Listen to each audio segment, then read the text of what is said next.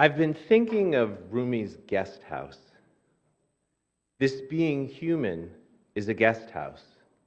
Every morning, a new arrival, a joy, a depression, a meanness, some momentary awareness comes as an unexpected visitor.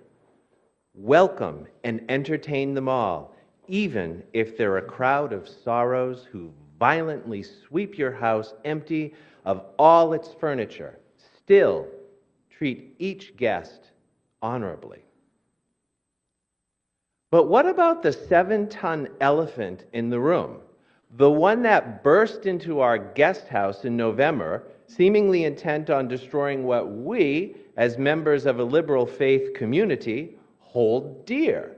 A trumpeting, stampeding, crazed elephant bent on destruction, leaving in its trail shattered bits of stone, glass, and metal that once made up the furniture of our guest house. Rumi challenges us to welcome them all.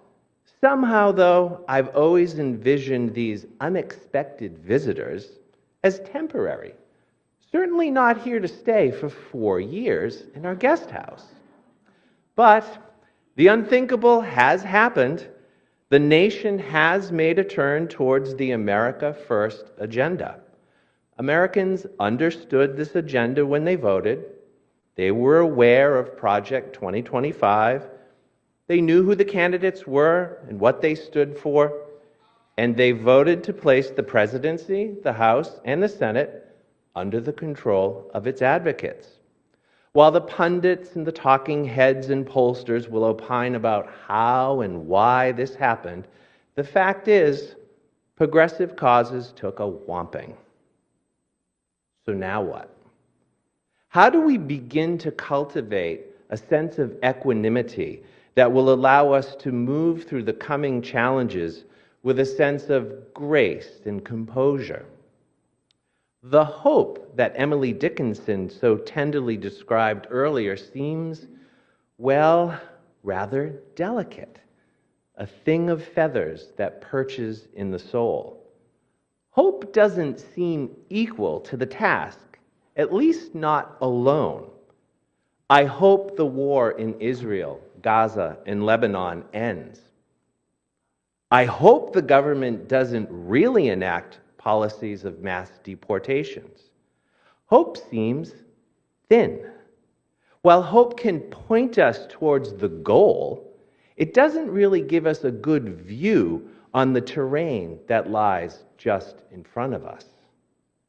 So how can we make sense of what has happened and move forward? In her book, Finding Beauty in a Broken World, Terry Tempest Williams offers a way of healing and making meaning of a world shattered. After the Twin Towers collapsed, she writes, how to pick up the pieces, what to do with those pieces. I was desperate to retrieve the poetry I had lost. Standing on a rocky point in Maine, looking east towards the horizon at dusk, I faced the ocean. Give me one wild word. It was all I asked of the sea. The tide was out, the mudflats exposed.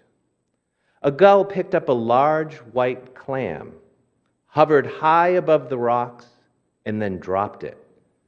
The clam broke open, and the gull swooped down to eat the fleshy animal inside.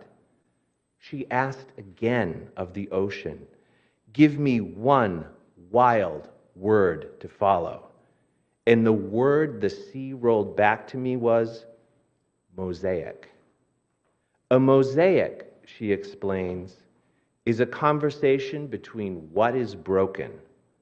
What you see from a distance is not what you see up front. Mosaic became the way I perceived the world. Break it up and recreate a unity. In a mosaic, she says, I recreate an order out of the shards. She concludes, we create the future through a rearrangement of forms. what we have learned from our past. So how do we, like Terry Tempest Williams, pick up the broken pieces and put them together in some hopeful, meaningful way? I don't know.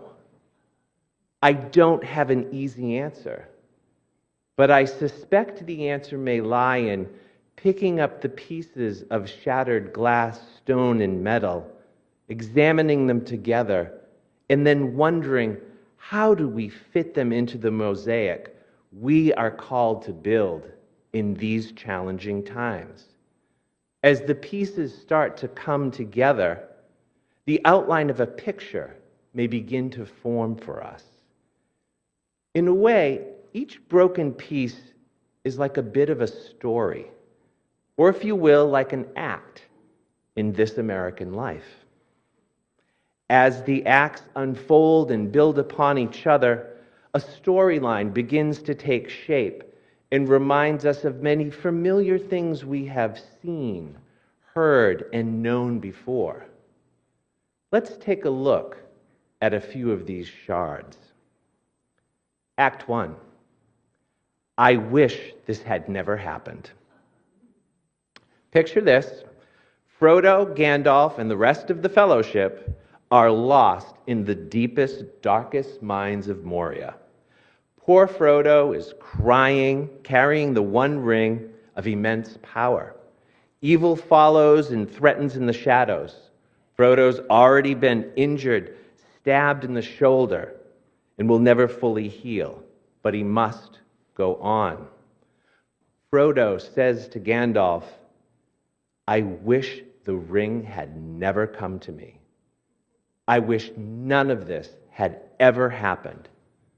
And Gandalf replies, so do all who live to see such times.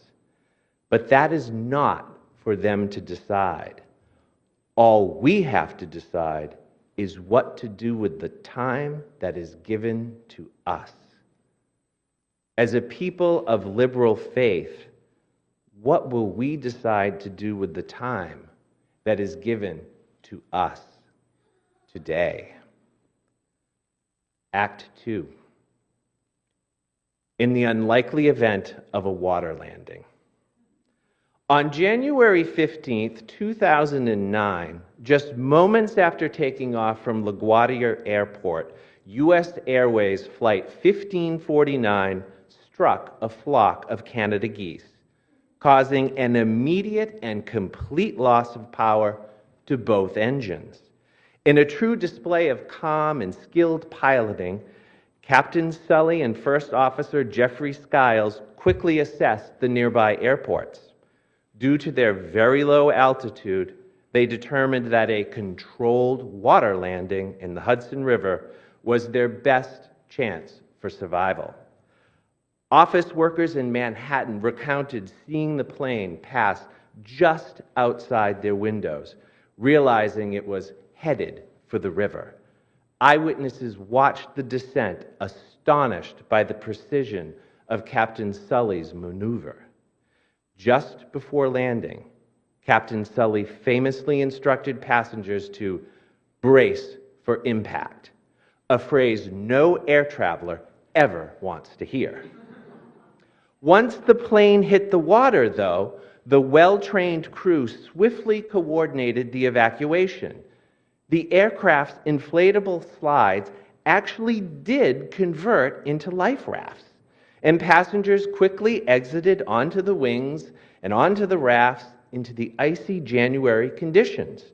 Within minutes, ferries and emergency responders were on site, assisting all 155 passengers and crew to safety.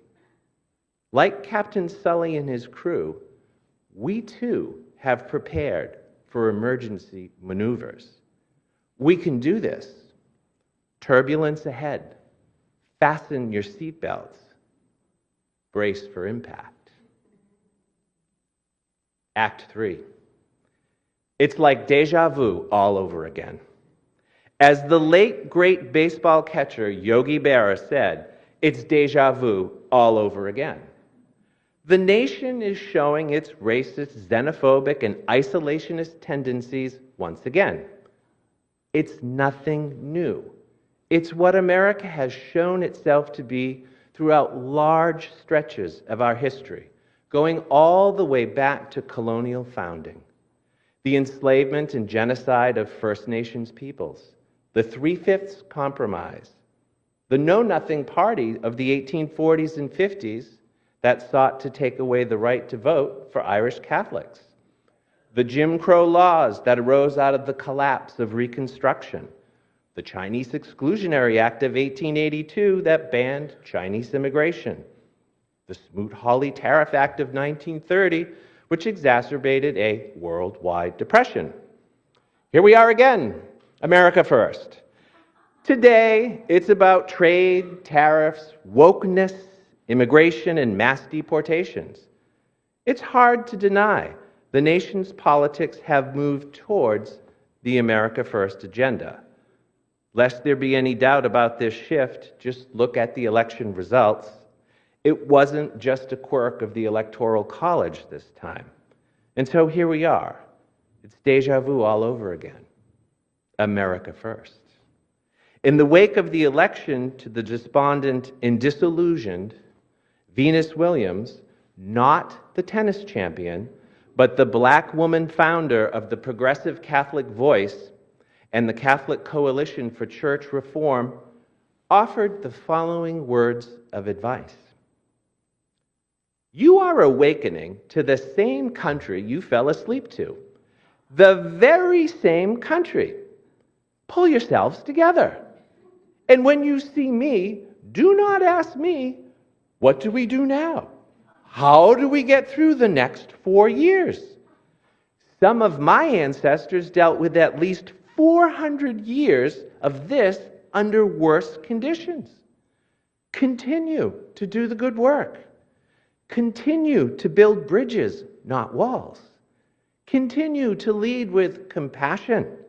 Continue the demanding work of liberation for all.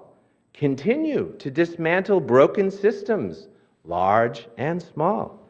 Continue to set the best example for children. Continue to be a vessel of nourishing joy. Continue right where you are, right where you live into your days. Act 4. Hold on to your hat. North Brooklyn, Maine, 30th March, 1973. Dear Mr. Nadeau, as long as there is one upright person, as long as there is someone compassionate, the contagion may spread and the scene is not desolate. Hope is the thing that is left to us in a bad time. I shall get up Sunday morning and wind the clock as a contribution to order and steadfastness. Sailors have an expression about the weather. They say, the weather is a great bluffer. I guess the same is true of human society. Things can look dark, then a break in the clouds, and all is changed, sometimes rather suddenly. It's quite obvious that the human race has made a queer mess of life on this planet. But as a people, we probably harbor seeds of goodness that have lain for a long time, waiting to sprout when the conditions are right.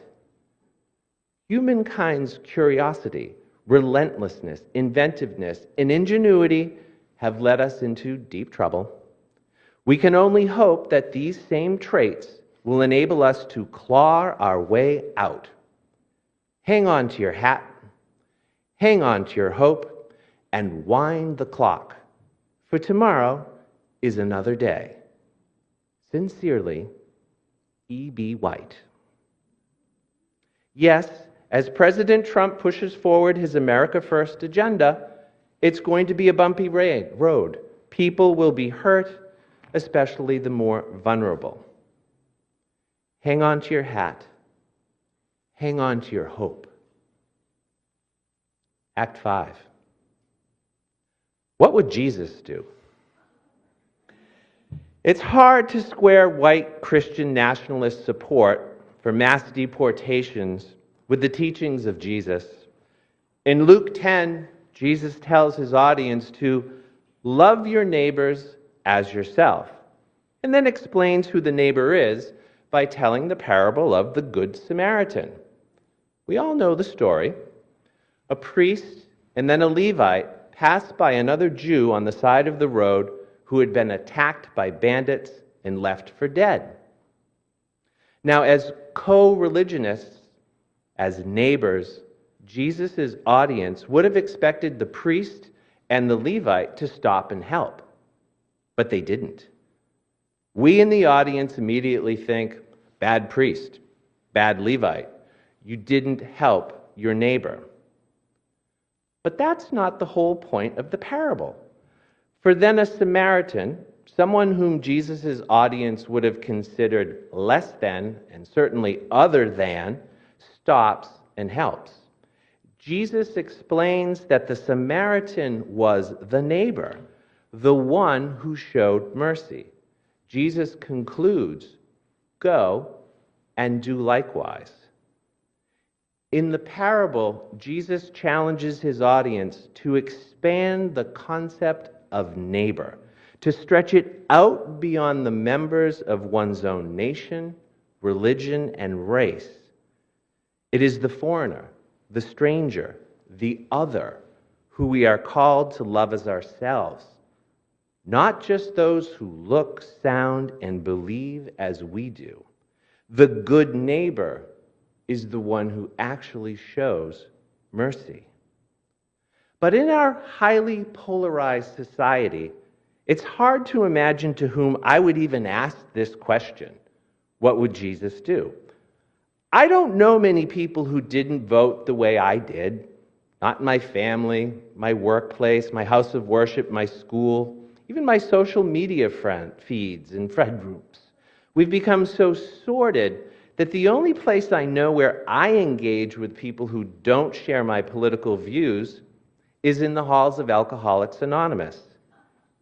As the big book of Alcoholics Anonymous says, we are average Americans. All sections of this country and many of its occupations are represented, as well as many political, economic, social, and religious backgrounds. We are people who normally would not mix. But there exists among us a fellowship, a friendliness, and an understanding which is indescribably wonderful. After the election, the Franciscan order offered this reworking of the Serenity Prayer, which is recited at almost every AA meeting. It goes like this: God, grant me the patience to work with the unjust systems that I cannot change today, the courage to strategically enact progress when I know I can, and the wisdom to know that despite structural oppression, I can still make a difference. Amen. Where, how, and with whom can we build bridges and not walls? What common threads still bind us together? Act 6. We need a miracle. Ram Dass begins his book, How Can I Help?, with the story of a scuba diver in distress, alone, 40 feet underwater, experiencing severe cramps, unable to release the weight belt, and sinking rapidly to the bottom, almost out of oxygen. Ram Dass writes, I thought, I can't go like this. I have things to do. I called out in my mind, somebody, something, help me. Suddenly, I felt a prodding from behind me, under my armpit. I thought, oh no, sharks. I felt real terror and despair, but my arm was being forcibly lifted. Around into my field of vision, the most marvelous eye I could ever imagine appeared. I swear it was smiling. It was the eye of a big dolphin. Looking into that eye, I knew I was safe. I relaxed, hugging it, flooded with relief. My stomach cramp went away as we ascended in the water. At the surface, it drew me all the way to the shore. It took me into waters so shallow that I began to be concerned for it, that it would be beached. And I pushed it back a little deeper, where it waited, watching me, I guess to see if I was all right. When I took off the weight belt and the oxygen, I just took everything off and went naked back into the ocean with the dolphin. I felt so free and so alive, I just wanted to play in the sun and the water and in all that freedom. The dolphin took me back out and played around in the water with me. I noticed that there were a lot of other dolphins out there, farther out. After a while, it brought me back to the shore. I was very tired then, almost collapsing, and he made sure I was safe in the shallowest of the waters. Then he turned sideways, with one eye looking into mine. We stayed there for what seemed like a very long time. Timeless, I guess. Almost in a trance, with personal thoughts of the past going through my mind. Then he made just one sound and went out to join the others, and all of them left. My friends, we are indeed on the threshold of difficult times. Like Terry Tempest Williams, we can help shape the future by arranging the shattered forms of what we have learned from our past. We can create a mosaic, a shared vision for our collective future. I wish this had never happened. So do all who live to see such times. But that is not for us to decide. All we have to decide is what to do with the time given to us. Like Captain Sully and his crew, we have trained for emergencies. We can help land this plane safely. The nation's history reminds us we've been here before. It is déjà vu all over again. Continue to do the good work. Continue to build the bridges. And yes, hold on to your hats. Let us look for ways and places to water the seeds of goodness that have lain for a long time in others, waiting to sprout when the conditions are right. What would Jesus do? Love your neighbors as you love yourself. And yes, let us be open to the possibility of miracles. Around into my vision came an eye, the most marvelous eye I could ever imagine. I swear it was smiling. It was the eye of a big dolphin. Looking into that eye, I knew I was safe. May it be so. Blessed be. Amen.